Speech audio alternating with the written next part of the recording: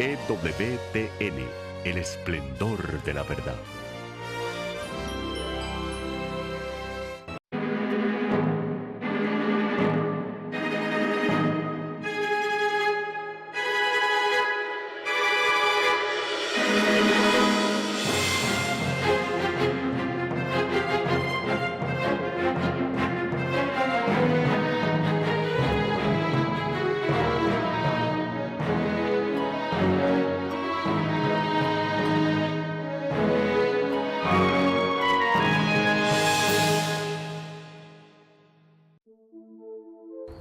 Estimados amigos, bienvenidos a este nuevo programa de la serie El demonio de la asedia.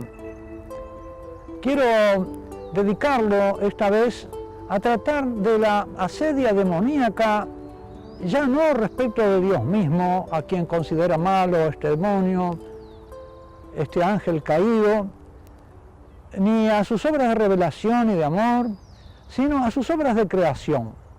La asedia del demonio no solamente lo pone como un antagonista de Dios, sino que ese antagonismo del demonio, de Satanás, contra Dios, se desboca, puesto que no puede desbocarse con el Creador ni tocarlo, en las obras del Creador, en la naturaleza, en las cosas, pero particularmente en aquellas que son imagen y semejanza creada de Dios, es decir, en el ser humano. Por eso, la asedia demoníaca se ceba en las criaturas humanas. Por lo tanto, ninguna criatura mejor para que se desboque contra ella el odio demoníaco como esta criatura que es imagen y semejanza de Dios, en la cual que ha sido creada para conocer y para amar a Dios y entre ellas.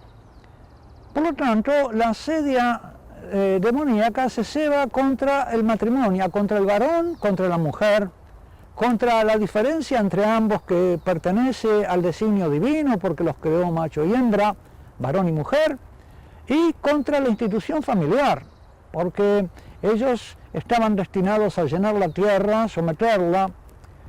Por lo tanto, la asedia demoníaca se va a desfogar contra la institución familiar principalmente. En este tiempo que estamos viviendo, asistimos a una embestida contra la familia. Ya desde hace muchos años, Chesterton, aquel famoso autor católico inglés, decía que el divorcio apuntaba a la destrucción de la familia porque el Estado de aquellos tiempos deseaba tener delante de sí individuos solos, sin una ayuda familiar, y que la familia era una institución que protegía a los individuos, que destruyendo la familia los individuos quedarían solos ante el Estado y éste podía disponer de ellos sin cortapisas, sin ningún límite. Esa intuición de Chesterton se ha ido confirmando a lo largo del tiempo que ha pasado. Poco antes de finalizar el segundo milenio cristiano, en la década del 90, Juan Pablo II, volviendo de una clínica, decía que volvía al Vaticano para oponerse con todas sus fuerzas a un plan que estaba en curso para la destrucción de la familia. Se refería a la conferencia de Pekín y a la conferencia del Cairo, donde se gestaron los planes que actualmente se están ejecutando a través de los gobiernos del mundo y que hieren las bases y las raíces de la familia. El Papa previó, como tantos otros católicos, profetas en este asunto, como Chesterton, como C.S. Lewis y como Juan Pablo II, vieron venir esta embestida contra la familia de los poderes de este mundo, del príncipe de este mundo, que son fruto de la asedia del príncipe de este mundo que se desboca contra la obra de Dios, ya que no puede tocarlo al mismo, toca su imagen y semejanza en el varón, en la mujer, en su descendencia, en la humanidad, llamada por Dios a imagen y semejanza suya. Esta asedia contra la familia es una asedia contra el amor, porque la familia es el lugar del amor. Es el lugar del amor de los esposos, es el amor de los padres a los hijos, el lugar del amor de los hijos a los padres y de toda esa rica red de relaciones familiares, de tíos, de cuñadas, de sobrinos, de abuelos, de generaciones hacia atrás y en la esperanza también hacia adelante, de ese amor a la vida que se debe dar. Y todo eso concebido religiosamente, como en la mayoría de las culturas del mundo han sido hasta ahora, han tenido una consideración bastante religiosa de la familia, sobre todo las culturas más primitivas. En muchas otras, en cambio, esa familia empezó ya a destruirse por los pecados que son del pecado original. Pero Dios emprendió la sanación de la familia en el Antiguo Testamento con la santificación de la familia.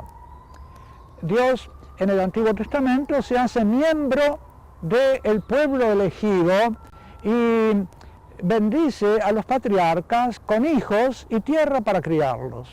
Es decir, con la familia, santifica la familia. De este modo comienza la redención de la familia, que sin embargo también sigue siendo atacada por obra demoníaca dentro del pueblo santo de Dios, de modo que esa familia se ve amenazada por muchos peligros, por los matrimonios mixtos que Moisés quiere limitar, que los profetas también tratan de limitar, del cual es la historia de Sansón un ejemplo muy claro. Sansón se casa con una mujer filistea, y esa mujer filistea lleva a este juez del pueblo de Dios a la ruina, traicionándolo. Esta es una historia bíblica que pone en guardia a los israelitas contra los matrimonios mixtos, que pueden hacer del varón del pueblo elegido una víctima de una visión de la vida distinta. Por eso los primeros patriarcas deseaban que sus hijos se casaran con mujeres del pueblo de Dios, de la tribu, del mismo clan o de otros clanes. Así, por ejemplo, en el libro de Tobías, el hijo de Tobías, va a buscar mujer en la familia amplia de su pueblo y encuentra a Sara, con la que se casa. Es la santidad de la familia. El libro de Tobías es precisamente, dentro de la Sagrada Escritura, el libro que nos habla de la familia santa, de cómo debe ser santa la familia, de cómo el vínculo entre los esposos no debe estar sometido a la lujuria. Tobías y Sara, antes de convivir, después de casados, pasan 3 días en oración y se unen, dicen, no por lujuria ni por el apetito de la carne, sino por el amor de la descendencia, el amor de los hijos. Es un amor que gobierna el amor esponsal y que lo pone al servicio de un amor más grande, de la descendencia, de la multiplicación del pueblo de Dios sobre la tierra. El matrimonio tiene entonces una misión santa en el pueblo de Dios. Ha recibido una tarea, una misión de santidad sobre la tierra, de engendrar los hijos del pueblo, un pueblo que ha elegido Dios, a los descendientes de Abraham, Isaac y Jacob, para bendecir a todas las naciones, porque las naciones ignoraban esta visión revelada por Dios acerca de la familia. Tenían atisbos de la sacralidad de la vida, que se expresaban de una manera u otra en las distintas culturas, pero no tenían el pleno conocimiento de la santidad. Y esta santidad en el Antiguo Testamento se logra porque Dios mismo se hace como pariente del clan. Es, como dice la Sagrada Escritura, el pariente de Abraham, el pariente de Isaac, el pariente de Jacob, es miembro del clan. Dios entra en la historia del pueblo de Israel como un miembro más en ese pueblo. Y por eso, como recibe el título de Goel, el Goel era el pariente piadoso que se encargaba de vigilar y de cuidar a sus parientes, de vengar la sangre si alguno era asesinado, persiguiendo al asesino, de liberar a los esclavos si caía alguno en la esclavitud, de asegurar la tierra para que no saliera de las manos de la familia, rescatando las tierras, o si alguno moría sin descendencia, de tomar a la viuda y engendrar descendencia que llevaría el nombre del muerto. El ejemplo típico de ese pariente piadoso es Booz, en el libro de Ruth. Booz, que significa en él hay poder. Él es poderoso, pero su poder, porque es un hombre pudiente, pero su poder se pone al servicio de la piedad familiar, de la piedad religiosa familiar. Hay una visión religiosa de la familia. Y Booz, Ruth, Noemí, que tienen una vida dolorosa, sin embargo son los antepasados del Mesías, los antepasados de David y por lo tanto los antepasados de nuestro Señor Jesucristo. Dios bendice la piedad familiar y el amor familiar porque está puesto al servicio de la transmisión de esta misión santificadora del pueblo y de la humanidad.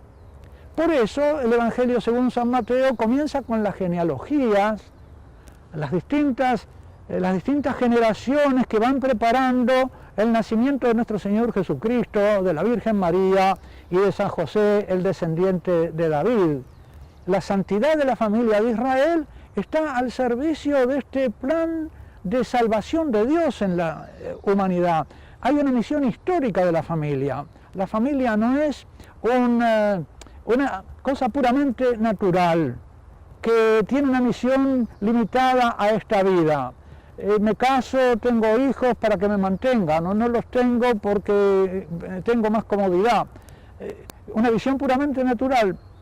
No, esta familia es santa, hay un designio de Dios sobre la familia.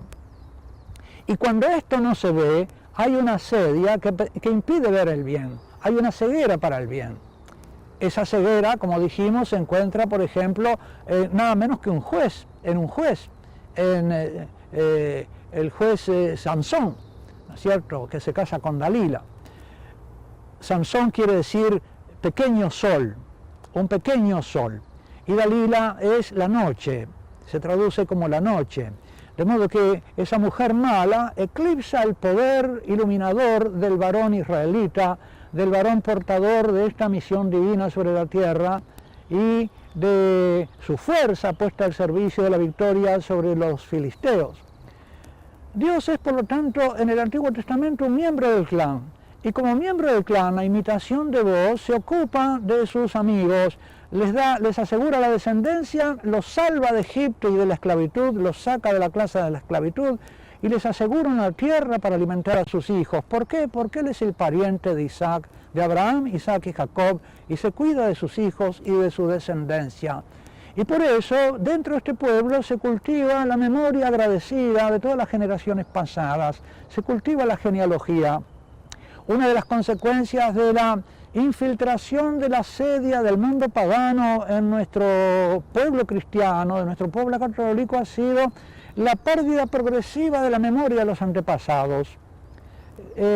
Hay falta de agradecimiento a los que fueron y eso crece en la medida en que se debilita el catolicismo, la fe del pueblo católico, se debilita también el amor a los antepasados, el amor a los que fueron y también el amor a la descendencia, porque se pierde el deseo de los hijos. Ya no se piensa en la descendencia, sino es desde un punto de vista puramente privatista, egoísta, personal, que no es el de Dios, sino que es el de la asedia, el de la ceguera para el bien a cuyo servicio está nuestra vida. Nuestra vida no es algo que la naturaleza ha puesto en nuestras manos para que la usemos como nos parezca y de pronto para que la desperdiciemos o la reventemos como un cohete, como una bengala, la quememos porque se nos antoja. ¿Cuántos se destruyen a sí mismos con esta facilidad entre nuestros jóvenes, destruyéndose en la droga o en los vicios o simplemente en una vida disipada y despreocupada, precisamente porque les falta esta visión cristiana de la sacralidad de la vida de la que son portadores, de la sacralidad de la vida que el Señor tiene destinada para ellos? Entonces, pierden de vista por asedia, por ceguera, incluso a veces confundiendo el bien con el mal y el mal con el bien, pensando que el matrimonio va a ser una carga en vez de ser precisamente el instrumento de una misión reveladora.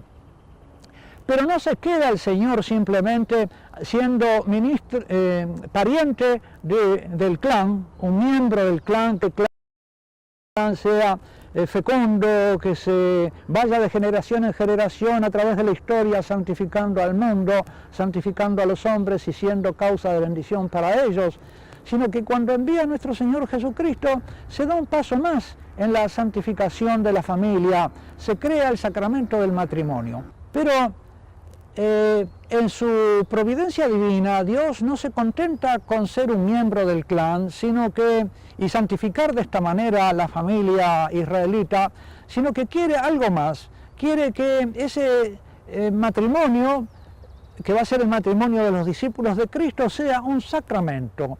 ¿Qué quiere decir un sacramento? Un sacramento es un signo eficaz de la divina gracia. Un sacramento es una acción de Cristo que, sentado a la derecha del Padre, por medio de algún ministro de la Iglesia, obra en la tierra una obra de santidad y santificación. Por eso, mediante el ministro del bautismo, engendra hijos para el Padre. Mediante el ministro de la confirmación, el obispo, hace hijos del Padre adultos en la fe. Mediante el sacerdote perdona los pecados o reparte entre el pueblo su cuerpo y su sangre. Mediante el sacerdote también fortalece al enfermo y aquel que se acerca a la muerte para el último combate, para la agonía final. Bueno, el sacramento del matrimonio es precisamente una obra de Cristo. Y en esto, queridos hermanos, me parece que ha cundido dentro del pueblo católico una cierta asedia frente al matrimonio como sacramento. En muchos ámbitos del pueblo católico se contrae el matrimonio en la Iglesia más bien por motivaciones más bien humanas, no religiosas, porque no se advierte que en el sacramento del matrimonio Cristo quiere que los esposos sean ministros el uno para el otro, no de un amor puramente natural, sino de su amor sobrenatural y transformador. Quiere que el esposo sea ministro de Cristo, del amor de Cristo para la esposa. De modo que él quiere traducir su amor a la esposa en forma de amor de esposo y hacer del ministro, haciendo del esposo un ministro del amor a la esposa. Y viceversa, quiere traducir su amor al esposo en forma de amor de esposa, de modo que santifique al esposo a través del ministerio de la esposa. Esta visión sagrada y sacralizada del matrimonio, que es la culminación de la obra santificadora y sacralizadora de Dios para esta unión que Él había por la creación destinado el uno al otro, que de esta manera se dispusieran los fieles a entrar en comunión con la Santísima Trinidad. Ya desde esta vida, su amor no va a ser solamente santo, como en el Antiguo Testamento, por la presencia de Dios como miembro de la red de relaciones familiares del pueblo de Dios, sino que ahora precisamente los esposos van a ser levantados a una comunión con el amor divino de la Santísima Trinidad. El amor esponsal, sacramental cristiano, es un amor que, infundido por el Espíritu Santo, quiere realizarse en el corazón de la esposa y del esposo de manera sacramental, de manera sagrada, sacralizante. Cristo quiere ser maestro, médico, pastor y sacerdote para los esposos y para cada uno de los esposos. De modo que quiere ser en el esposo el maestro, el médico, el pastor y el sacerdote de la esposa. Y en la esposa quiere ser para el esposo el médico, el maestro, el pastor y el sacerdote de la esposa. ¿Cuáles son las funciones de nuestro Señor Jesucristo? Como maestro nos enseña, sobre todo nos enseña a conocer al Padre. La primera misión de nuestro Señor Jesucristo es darnos a conocer al Padre, y la segunda es la de la medicina. La segunda es sanarnos con el Espíritu Santo de las consecuencias del pecado original, de nuestra impureza, santificarnos y unirnos al Señor, sanar nuestras heridas, las heridas espirituales, las heridas psicológicas, toda clase de heridas, para hacernos sanos con la santidad y la sanidad del Espíritu Santo. Él también quiere ser nuestro pastor. ¿Y cuál es la misión del pastor? El pastor alimenta, nuestro Señor Jesucristo nos alimenta con su cuerpo y su sangre. Los esposos también tienen que alimentar en otro la vida espiritual con una atención pastoral sobre el otro, atendiéndolo, llevándolo, nutriéndolo, defendiéndolo de los enemigos. Y por fin la santidad. ¿La santidad qué es? Unir a Dios.